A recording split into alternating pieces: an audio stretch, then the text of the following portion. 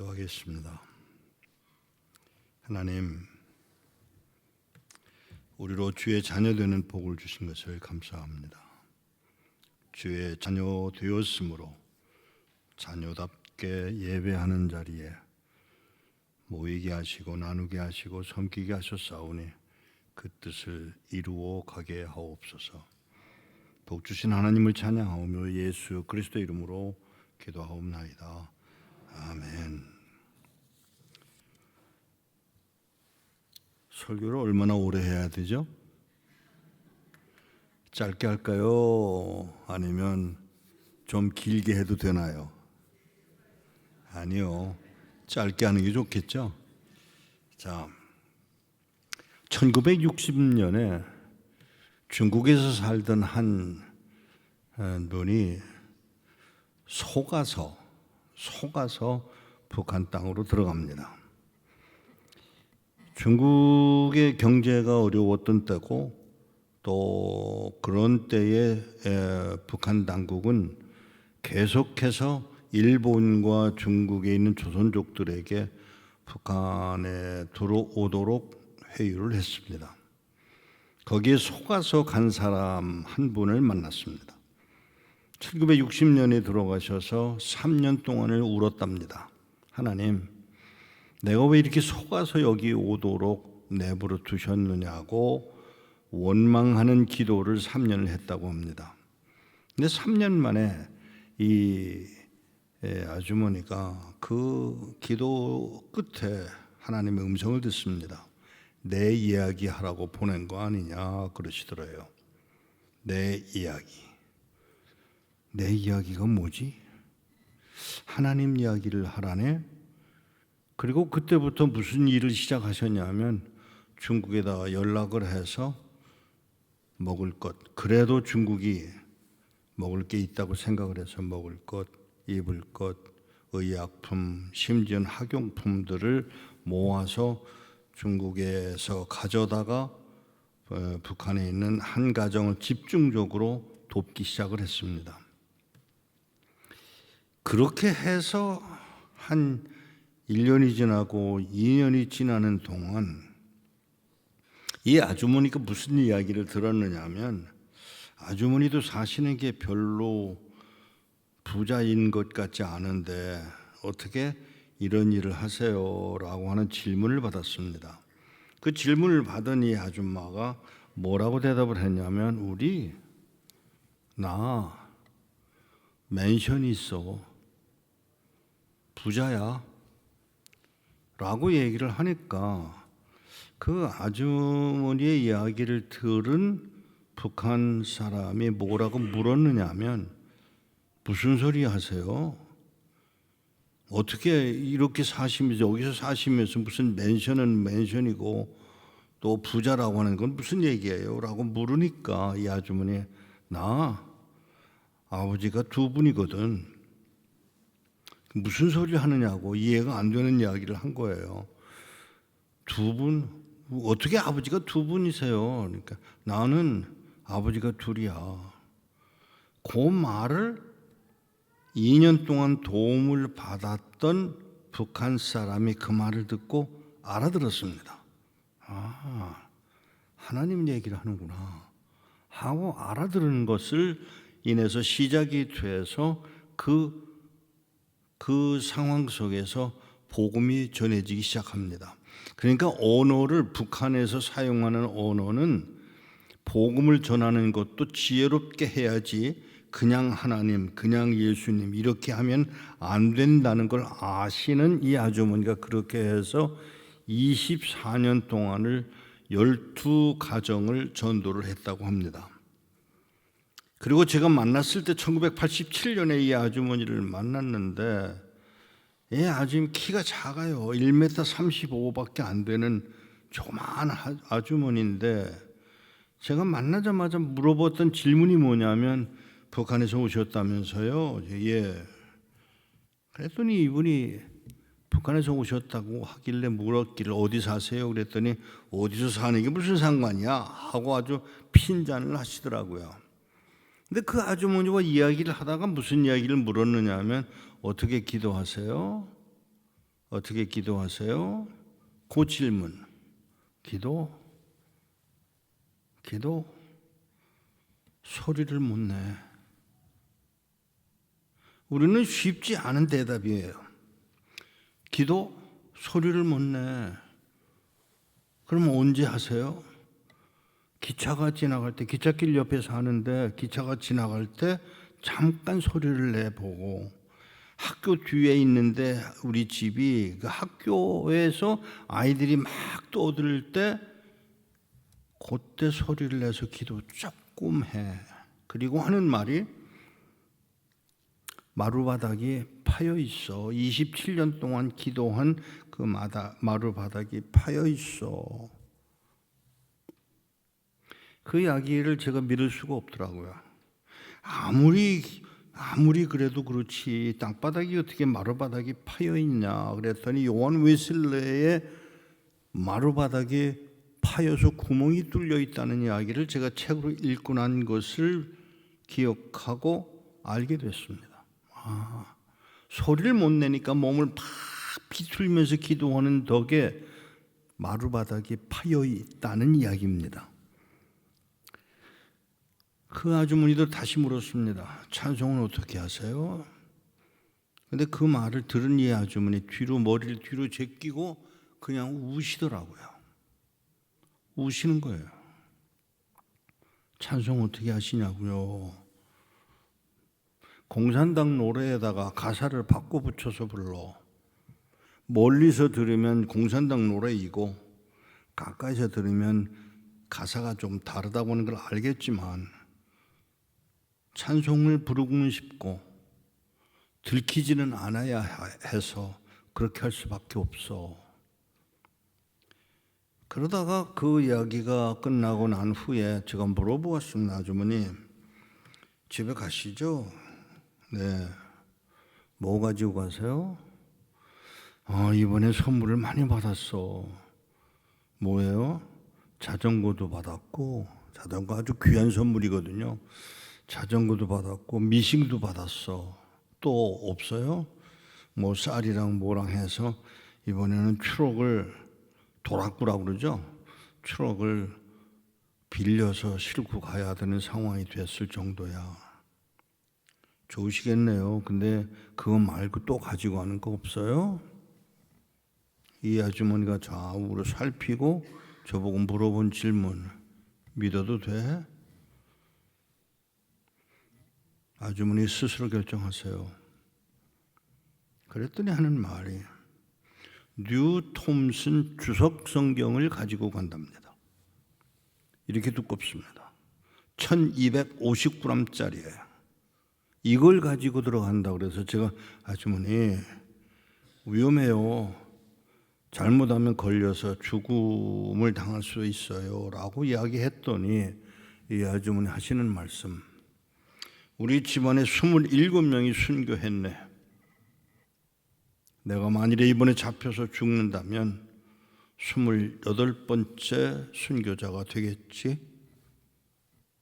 죽음에 대한 두려움은 전혀 느낄 수 없는 그런 대답을 하는 아주머니를 제가 보내드리고 6개월 후에 잘 왔어 하는 답 한마디만 들었습니다. 그냥 잘 들어갔다는 이야기가 아니에요. 성경책 뉴 톰슨 성경이 잘 들어갔다는 이야기입니다. 그렇게 시작해서 1987년부터 시작해서 2004년 4월 22일까지 제가 도와드렸습니다. 왜? 12가정을 위해서. 북한에서 예수 믿는 사람 12가정을 위해서 그 일을 계속해서 했습니다. 2004년 4월 22일 날 김정일이 중국에 왔다가 돌아간 후에 용천에서 폭파 사건이 일어나면서 기차역이 폭파 사건이 일어나면서 그 기찻길 옆에 살던 이 아주머니 남편과 두 아들과 함께 폭삭 날아가 버리고 말았습니다. 세상을 떠나셨습니다. 더 안타까운 것은 저는 그 아주머니나 남편이나 두 아들이 세상 떠나신 것은 그렇게 불안하지 않아요. 그런데 그 아주머니가 기도해서 파여진 나무 바닥을 뜯어다가 기독교 박물관에 기증을 하려고 했던 제 계획이 그만 불가능해지고 말았습니다. 제가 왜 이 이야기를 처음부터 시작하는가 하면 북한에 예수 믿는 사람 없어. 처음에 제가 들었던 얘기입니다. 그러니까 거기는 하려고 하지 마. 공산당들이야. 공산당들이니까 건드리지도 말고 거기는 되지도 않고 안 돼. 쓸데없는 짓 하지 말어. 이 목사가 철이 없어서 그런 일을 하려고 그러지 안 된다니까라고 얘기한 것을 누누이 들었습니다마는 죄송합니다. 저는 그때부터 시작해서 1985년에 시작 모퉁이 돌을 시작을 하면서 제가 발견한 게 뭐냐 하면 그곳에 숨겨진 하나님의 백성들이 살아있더라는 사실입니다. 안 된다고 그러는 판인데 그곳에 하나님의 백성들이 살아있음을 보고 만나게 됩니다. 1988년 말입니다만은 1989년 1월 23일 날 평양에서 들어가서 평양에 관광을 하기 위해서 들어간 것처럼 하고 들어가서 한 사람을 만납니다. 17살짜리 17살 아무것도 안 한 나이죠. 17살짜리 나이를 가진 아이를 만납니다. 저를 만나서 이제 소개가 됐는데 소개할 때 간단히 소개를 했고요. 악수를 하자고 악수를 하는데 제 손바닥에 분명히 십자가를 그려 주었습니다.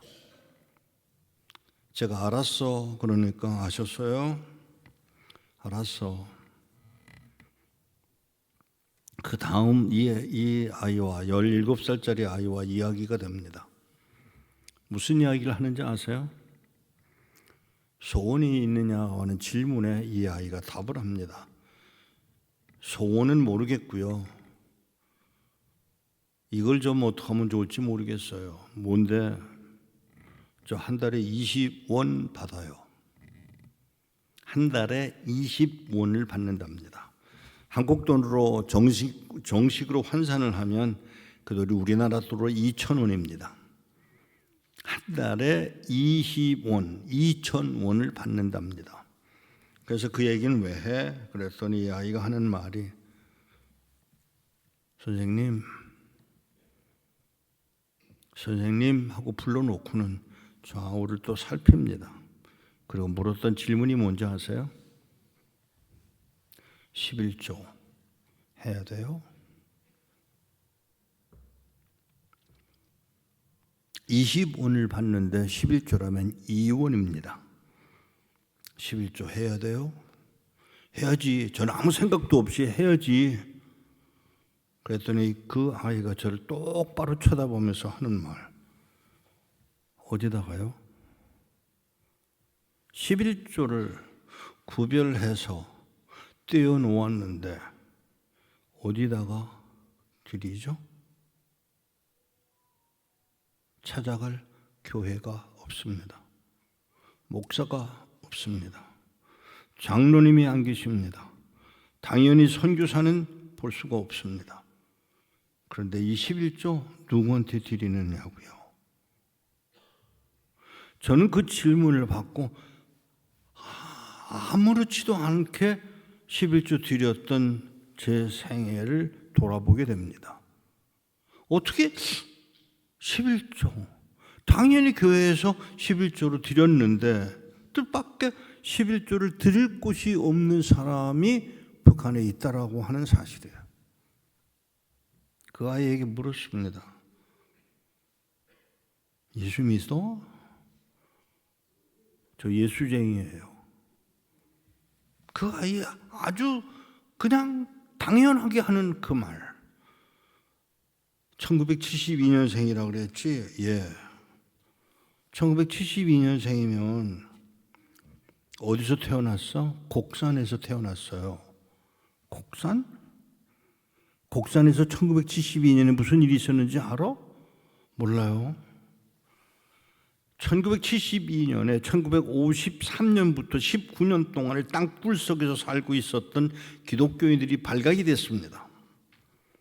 정확하게 말하면 19년 동안을 숨어서 살고 있던 기독교인들이 발각이 된 것입니다. 발각이 된 사람들은 김태용 목사님의 안내를 받았고 김태용 목사님이 가르쳤고, 근데 그들이 다 발각이 돼서 끌려 나와서 죽임을 당하는데, 제일 심하게 하느라고 그랬겠지만 13살짜리 남자아이를 굵은 밧줄로 묶어서 목에다가 걸어서 의자 위에 세워놓고 목을 매서 죽이려고 하는 판인데, 이 아이가 무서워서 그랬겠죠. 엄마, 엄마 하고 부르짖는데, 그 목을 매던 아저씨가 무슨 생각을 했는지, 엄마 불러줄까? 네. 이 아이 엄마 누구냐고, 손을 들어라고 했고 손 들었고, 그 아이가 손 드는 엄마를 바라보고 있는데 나오라고 해서 나오는데, 그 엄마는 자기 아들이 지금 죽임을 당하는 시간인데, 그 엄마가 목을 매는 아저씨 보고 말을 하는 게 아니고 자기 아들 보고, 얘, 너 지금 예수님 만나러 가는 길이야. 너 죽어. 아니요, 너 지금 예수님 만나러 가는 길이야. 근데 그 아이가, 예 어머니, 이쁘게 가. 목을 매는 아저씨를 향해서 소리 지를 것 같은 그 엄마가, 아니고 아들 너로 이쁘게 가랍니다. 그 말이 오고 가는 동안 목을 매던 아저씨가 화가 나가지고 그 아이가 올라서 있던 의자를 발로 걷어차자 이 아이가 떨어지면서 자기도 모르게 자기 목에 걸려있던 밧줄에 손을 잡고 메어 달립니다. 근데 엄마가 아들을 보고, 조금 후에 보자.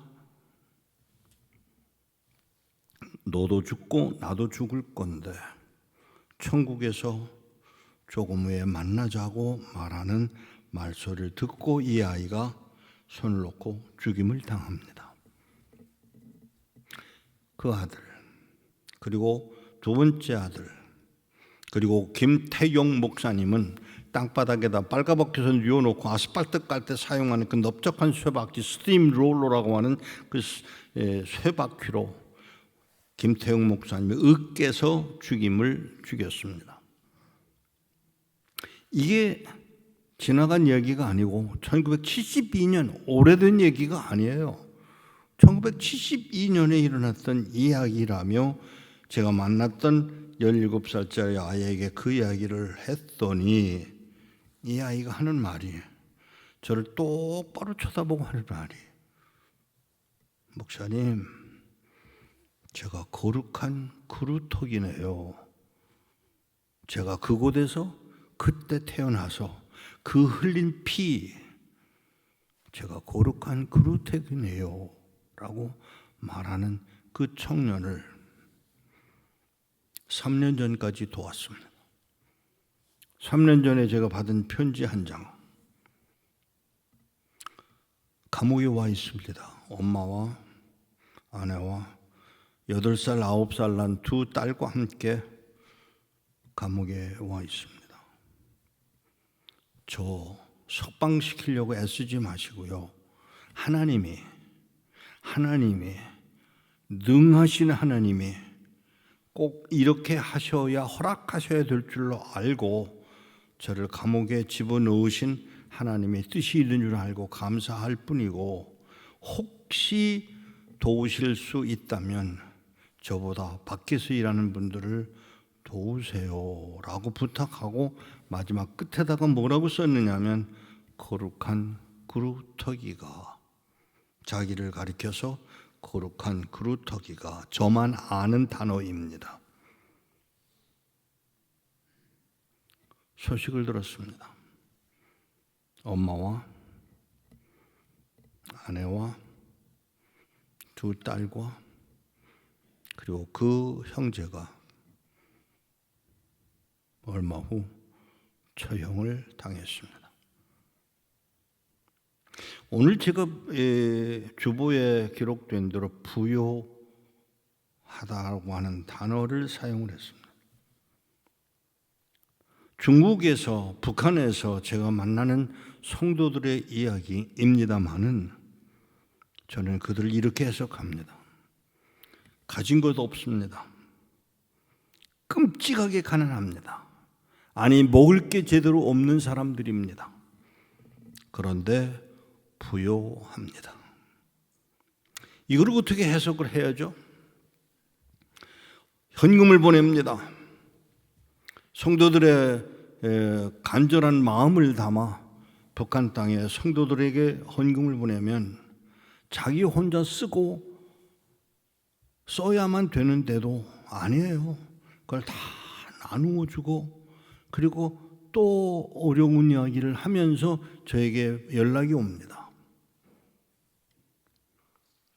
병중에 죽어가는 성도들이 있고, 이들을 향해서 그들이 해야 할 일이 무엇이냐고 마땅히 질문을 던지는 그 질문을 제가 받습니다마는, 불행하게도, 아니요, 놀랍게도요, 북한의 성도들에게 갈 수 있는 일들은 얼마든지 가능하더라고요. 지난 40년 동안 이 일을 해왔는데 코로나가 막지 못하고요, 북한 당국이 막지 못합니다. 하나님의 백성들을 향한 그 메시지가 전달되게 돼 있고 또 그렇게 해야만 되는 것을 저는 감당할 수밖에 없었습니다. 7살 때 성경을 2번을 읽었습니다. 엄마가 저에게 물어봅니다. 예, 성경을 2번이나 읽었네. 예, 어머니. 너 나이 들면 목사 된다. 그 말 한마디. 네, 어머니. 라고 이야기를 했는데 어머니 하시는 말씀이, 목사가 되면 갈 나라가 있어.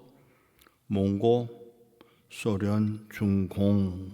그리고는 머리를 수그리고 우시더라고요. 다시 얼굴을 드시고 저보고 쳐다보고 하시는 말씀이, 북한가? 1952년의 얘기입니다. 북한가? 저는 그냥 아무 생각 없이 예 하고 대답을 했고, 10년이 지난 어느 날, 예, 우리나라 여권 가지고 북한 가겠니? 못 가죠. 못 가? 네, 못 가요. 그러니까 다른 생각 말고 미국 가서 미국 시민권 받으면 북한 갈 수 있어. 가난한 목사 집에 무슨 돈이 있어서 미국을 가느냐고 엄마한테, 엄마 무슨 돈이 있어 미국을 가, 그렇게 물었더니 엄마가 하시는 말씀이, 옷 입어. 그래서 옷을 입으라고 그래서 옷을 입었습니다. 그래 가자 그래서 데리고 간 곳이 서울 한복판에 있는 백병원 앞이에요. 병원에 들어가시고는 저보고 기다리라고 해서 기다렸는데 한 30분 후에 나오시는데 얼굴이 안 좋으시더라고요. 다른 데 가보자. 병원 4군데를 거치고 집으로 돌아오는 길에 그때 전차가 있었습니다. 일본 사람들이 만든 전차예요. 전차를 타고 집으로 돌아오는, 용산에 제가 집에 있었는데 집으로 돌아오는데 엄마가, 예, 나 병원에 왜 갔든지 아니? 몰라요, 어머니. 알고 싶지 않아? 몰라도 돼요. 어차피 하라는 대로 할 거니까요. 엄마의 말 한마디. 너를 미국 보내려고 하니까 돈이 없어. 내가 할 수 있는 일이 없어서 병원에 가서 눈을 뽑아 팔려고 병원에 갔다. 제가 그때 엄마한테 대들었어요. 엄마, 꼭 그래야 돼? 죽어도 가야 되는 길이야. 그리고 네가 안 가면 누가 가겠니? 북한 땅을 향해서 가라면서 미국 가라고 했는데 미국 가는 길은 열리지 않았습니다. 그런데 마침 그러고 있는데 미국에서 무슨 연락이 한국에 나왔냐면, 미국에 6.25 때 5살, 6살짜리 아이가 이제는 고등학교 2학년, 3학년쯤 됐을 텐데 그 2, 3학년 된 그 아이들 중에 5명을 뽑아서 교환학생으로 보내면 좋겠다고 요청이 왔고, 시험을 치러 가자는 아버지의 말씀을 따라 제가 시험 치러 가서 보니까 아이고 많이도 왔더라고요. 178명이에요. 그 중에 5명을 뽑으라고 해서 뽑은 사람 중에 꽁찌로 붙은 사람이 접니다. 그래서 미국 간다 그러니까 엄마가 얼마나 좋아하셨겠어요. 너무 좋으실 거예요. 이제 우리 아들 미국 간다. 아니요. 미국 가서 시민권 받아서 북한 간다고 생각을 하신 거죠. 그런데 그렇게 생각하신 것이 잘못이었습니다. 미국에 가려고 수속을 하다가 제가 깜짝 놀랐습니다. 제가 폐결핵 환자인 것이 발각이 됐습니다. 환자예요. 폐결핵 환자예요. 미국에 들어갈 수가 없습니다.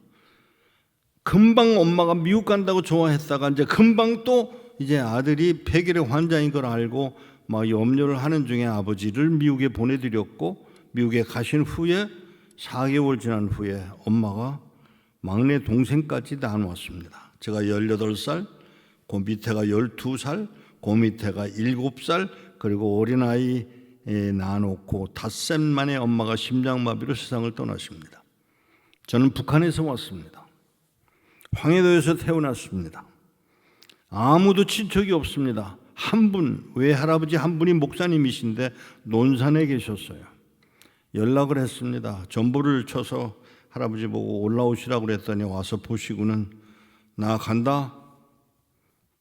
장례식은 할아버지, 장례식은 네가 해.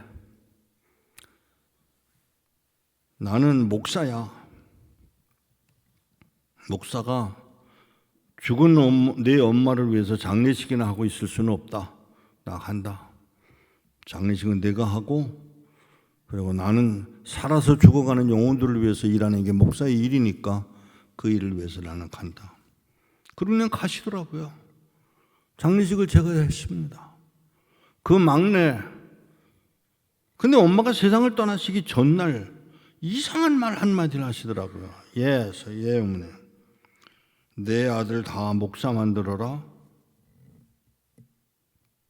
내 아들 다 목사 만들어라. 제가 목사 된 것은 당연한 줄 알았지만 둘째도 목사가 됐고 셋째도 목사가 되었습니다. 사랑하는 여러분, 그래서 시작된 미국의 일이 뜻밖의 일은 다 막혀버리고 말았어요. 아버지는 미국에 가셨지만 나오실 수도 없고, 엄마는 죽었고, 아이는 있고, 아이들을 내가 키워야 되는 상황이 됐습니다. 그런데 3년 반이 지나고 난 어느 날 아버님께서 전화가 왔어요. 예, 다 됐다. 아버지, 여권도 없고요, 비자도 없고요, 비행기표도 없어요. 다 됐어. 그리고 전화를 끝나는데 하시는 말씀에 영화 촬영하는 사람이 나간다.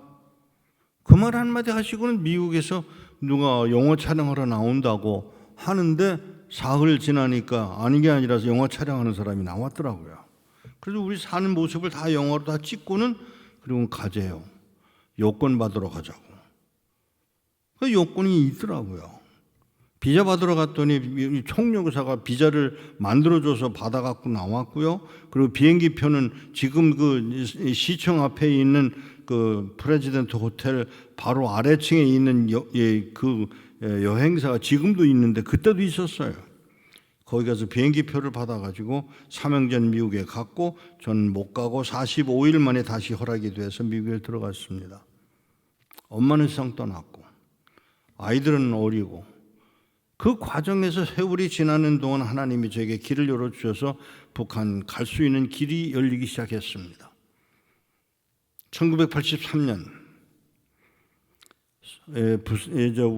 수원 근처에 있는 선교 훈련원에서 훈련을 받고 저보고 가라고 하는 데가 어디였느냐면 중국으로 가라고 그래서 중국 가서 보니까 하나님이 거기 일을 하고 계신 것을 발견했습니다. 하나님이 우연히 그 일을 한 게 아니라 하나님이 조선족들을 중국 땅에 보내놓고 북한 선교를 준비시키는 일을 하나님이 하고 계신 것을 저는 똑똑히 보았습니다. 성경을 배달했습니다. 제가 하는 일이 그것입니다. 성경을 중국에 배달했습니다. 그리고 중국에 배달하고 나니까 거기에 있는 조선족들이 이거는 이거대로 좋지만 조금 더 뭔데요? 조그만 성경, 꼬마 성경 100권만 보내주면 어떨까? 어디다 쓰시려고요? 북한에 가네. 북한에 가네. 그 말 한마디. 그런데 그 말 뒤에 제가 들었던 음성이 뭐냐면 나는 북한 땅을 포기한 적이 없다. 그 땅에 내 백성들이 살아있다. 저는 그것을 하나님의 음성으로 들었습니다. 그리고는 그때부터 시작해서 중국 땅에, 북한 땅에, 북한 선교를 위해서 일들을 하기 시작했습니다. 거기, 그곳에 살아있는 하나님의 백성들이 있다는 사실을 발견했습니다. 할아버지 한 분을 만났습니다. 목에 미국이라는 자유한 나라에서 왔지. 맞습니다. 그런데 이 할아버지가 저를 똑바로 쳐다보고 한 말이 뭔지 아세요? 미국에서 왔지? 자유한가? 질문이 잘못되지 않았어요? 북한에 있는 북한 주민인 이 노인이 저에게 자유하냐고 묻습니다. 제가 얼마나 황당했는지 몰라요. 미국에서 온 사람에게 당연히 자유하죠. 그랬더니 아니요. 나는 당신의 영혼이 자유하냐고 묻네. 이 질문. 북한 땅에 살면서 자유한 하나님의 백성이 있고요. 미국 땅에 있으면서, 아니 한국 땅에 있으면서 교회 다니면서 자유하지 않은 사람들이 있다는 사실을 기억할 필요가 있더라는 이야기입니다. 사랑하는 여러분, 오늘 여기 고린도 후서에 기록된 이 말씀을 그대로 감당해서 사는 중국의, 러시아의, 북한 땅에 믿음을 지켜가는 부요한 삶을 사는 사람들을 저는 만납니다. 남의 벽에다가 천막 하나 걸쳐놓고 사는 노숙자 한 사람, 기독교인이라는 이유로 10년 동안을, 문화혁명 동안에 거지 취급을 했던 중국 정부에, 그래서 그렇게 살 수밖에 없는 사람, 수돗물이 겨우 나오고 전기불은 꺼졌다 켜졌다 하는 전기불 그거 하나 허락해 준 그 노숙자의 삶을 살아가는 사람에게 제가 물었습니다. 한마디 하실 수 있는 말이 있다면 뭐예요? 그랬더니 이 할머니 하시는 말이 마태복음 6장 33절일세. 그 말 한마디. 얼마나 가난한지 몰라요. 그런데 부요합니다. 부자도 그런 부자가 없는 거예요. 너무 아름다워요. 그 할머니의 사진을 찍어서 제가 사진을 가지고 있습니다만, 그 할머니, 우리는 그런 삶을 살면서 부요하게 살아가는 하나님의 백성들이 중국 땅에, 북한 땅에, 러시아에, 몽골에 얼마든지 있음을 발견했습니다. 왕명도 목사를 만났고 알렌 유엔 목사님을 만났고요. 또 14년 동안 감옥에 있었던 원브라드 목사님을 만났고요. 근데 그분들에게서 제가 발견한 게 뭐냐 하면, 분명히 가난한데, 분명히 형편없이 살고 있는데 그들에겐 자유가 있고, 그들에게는 소망이 있고, 그들에게는 기쁨이 있고 자랑이 있는 그 사람들, 부유하게 살아가는 주의 백성들이 있더라고 하는 사실입니다. 그분들은 받은 말씀대로 살아가는, 기쁨을 누리는 사람들이라고 하는 사실을 발견하고, 나는 가르치기 위해서, 선교하기 위해서 가서 그 땅에 발을 디뎠는데 아니더라고요. 내가 오히려 그들에게서 배워야 되는 상황인 것을 보고 얼마나 부끄러웠는지 모릅니다. 사랑하는 여러분, 그렇게 살아가는 사람들, 오히려 상 받을 줄 알고 살아가는 사람들, 제가 끌려가서 고문을 당한 경험이 있습니다. 저 때문에 감옥에 저 때문에 고문을 당한 아주머니 한 분을 제가 기억을 합니다. 고문을 7박 8일 동안 고문을 당하고 난 후에 제 속에 씻을 수 없는 증오심이 제 속에 있었던 건 사실인데도 불구하고 13년 만에 돌아가서 그 사람들을 만났을 때 뜻밖의 이야기를 들었습니다. 저 때문에 끌려갔던 아주머니 한 분, 지금도 살아 계세요. 그 아주머니를 제가 만나서 뭐라고 물었느냐 하면, 아주머니 죄송합니다. 저 때문에 끌려가서 어려움 당하셨군요. 그 일은 맞아. 그런데 알아? 뭐요? 이 목사 때문에 내가 끌려간 건 사실이지만 이 목사 때문에 끌려간 일로 인해서 내가 하늘에 상이 더 많아졌다는 사실 알아? 오히려 그것을 자기가 당한 어려움으로 해석하는 게 아니라 오히려 그 일로 인해 내가 상 받을 게 더 있다라고 해석하는 그 사람들. 우리는 어떻죠? 죄송합니다만 13년 동안에 제가 어려움을 겪은 게 뭐냐 하면 그 놈들이 미워 죽겠는 거예요. 이걸 씻을 수가 없는 거예요. 저를 배신한 사람들이 많이 있었습니다. 저를 아프게 한 사람들이 많이 있었습니다. 그런데 중국에서, 북한에서 믿음을 지키느라고 살아가다가 어려움 당한 성도들은 오히려 그 일로 인해서 원망하거나 불평하거나 미워하고 있지를 않고, 그래도 하나님이 저 사람을 사랑한다는 거 알아 라고 넘어갈 수 있는 성도들이 북한 땅에 있더라는 것입니다. 중국 땅에 있더라는 것입니다. 여러분은 어떠세요? 사랑하는 여러분, 부자 되기 원합니다. 이 육체적인, 신체적인 일로 인해서 당하는 그런 부요함이 아니라 실제로 영적 부요함을 누리는 사람들이 우리 가운데 얼마나 될까 제가 묻고 싶습니다. 고린도후서에 지금 기록된 8장에 기록된 이 내용들은 그렇게 살고 있는 사람들을 향해서 오히려 묻고 있는 것입니다.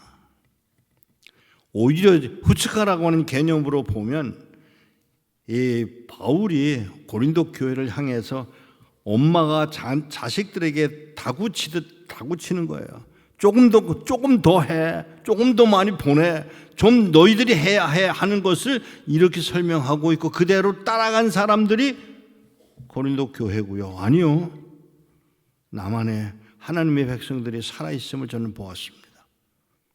사랑하는 여러분, 여기 한국에 살고 있는 여러분들 가운데 부요함을, 영적인 부요함을 느껴 그 일로 인해 기뻐하며 자랑하며 살아가는 여러분 되시기를 축복합니다. 그렇게 할 때 오는 그 기쁨, 저 때문에 고문을 당한 사람, 그 고문당한 사람 만나서 제가 죄송하다고 미안하다고, 그러니까 그분이 하는 말, 아니야 나는 상을 더 받았을 뿐이야. 23년 동안 감옥에 계셨던 중국 목사님을 만났습니다. 점심 대접을 했습니다. 그리고 점심 대접을 하고 난 후에 그 할아버지에게서 들은 이야기, 자기를 정말 괴롭히며 고문했던 사람들이 조선족이었는데 감옥에서 나와서 자기를 대접하는 사람이 한국 사람인 걸 보고 깜짝 놀랐다는 것이에요. 제가 그 이야기를 듣고 그 할아버지의 무릎에 손을 올려놓고 제가 용서를 빌었습니다. 용서하십시오. 그 목사님을 고문했던 그 조선족들을 용서하십시오 하고 부탁을 했을 때, 아닐세, 내가 이렇게 믿음을 지켜가도록 훈련시킨 사람들이 바로 그 사람들이야. 고문했던 사람이 미운 게 아니라 자기를 키워가기 위한 하나님의 수단이었다며 기뻐하는 사람, 그 믿음을 지켜가는 하나님의 사람들이 중국 땅에 있는 걸 저는 보았습니다. 저는 한국 땅에서도 그런 사람을 만나기를 원합니다. 여러분들 가운데서 그리스도의 부요함을 누리며 그 나라를 위해서 감당하게 되는 복을 누려가는 여러분 되시기를 축복합니다. 기도하겠습니다.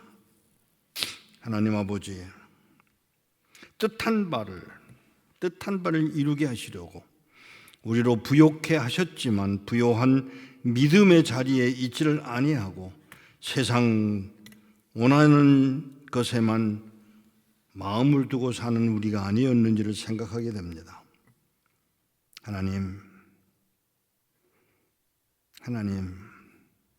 마태복음 6장 33절 하나만으로 만족하는 그 할머니, 주의 뜻을 따라 여기까지 오게 하신 하나님을 찬양하오며 끝까지 부요함을 누리도록 저희들을 여기까지 인도하셨사오니 끝내 감당하도록 긍휼을 더하여 주옵소서. 주신 하나님을 찬양하오며 예수 그리스도 이름으로 기도하옵나이다. 아멘.